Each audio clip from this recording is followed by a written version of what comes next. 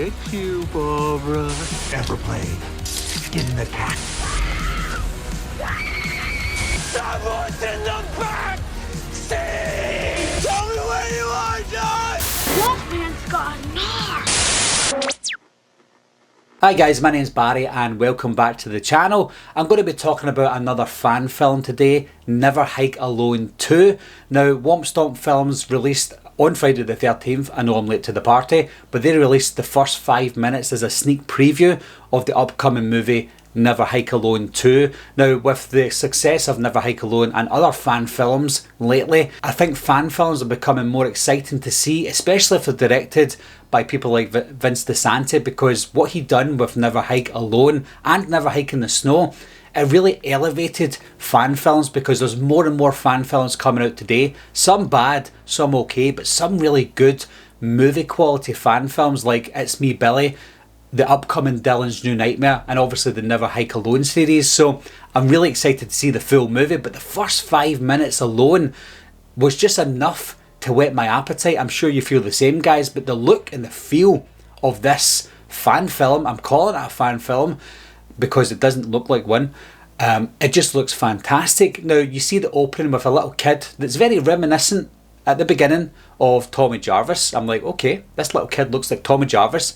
And then the actual Tommy Jarvis turns up behind him, played by Tom Matthews, who was Tommy Jarvis in the original Friday the 13th movies.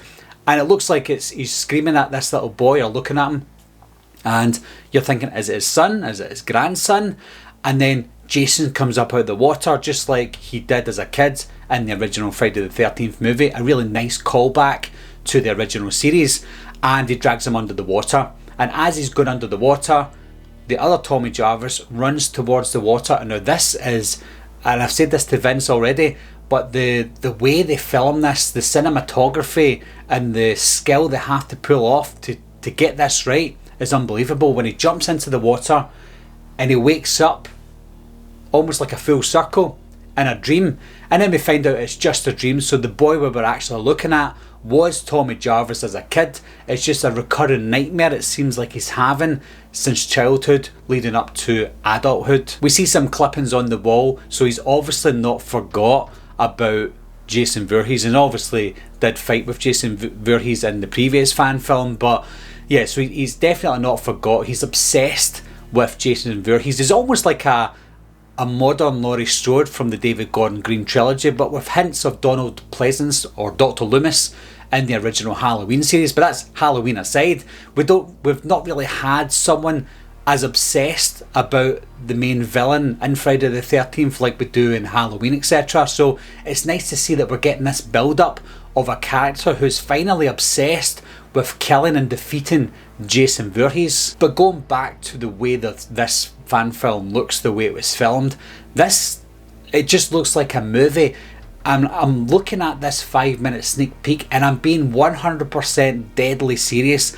The look and feel and quality of this film completely trumps almost all of the Friday the 13th movies out of the water, no pun intended. Maybe apart from the reboot, because that was a high quality big budget reboot, but this fan film looks like it's going to be a better quality film than most of the previous Friday the 13th movies. Will it be better than them?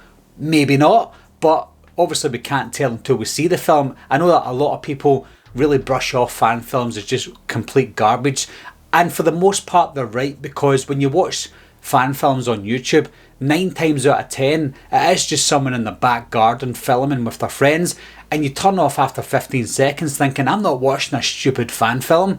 But there is that 1%, that, or maybe 10%, but a really low percentage of fan films that maybe some people don't even realise that are out there that are really good.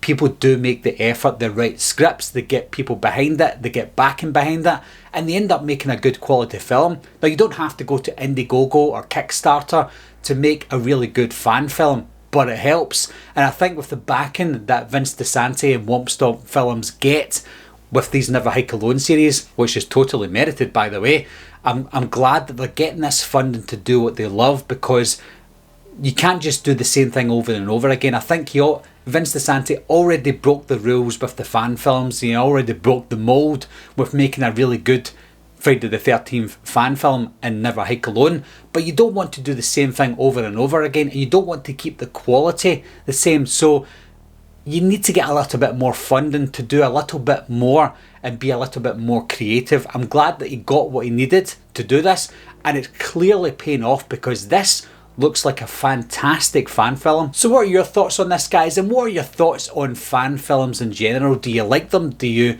care about them? Leave your comments down below. Let me know what you think of fan films, and obviously let me know what you think of the look of Never Hike Alone 2. As always, guys, thanks a lot for watching. Thanks for subscribing, and I'll see you soon. Bye bye.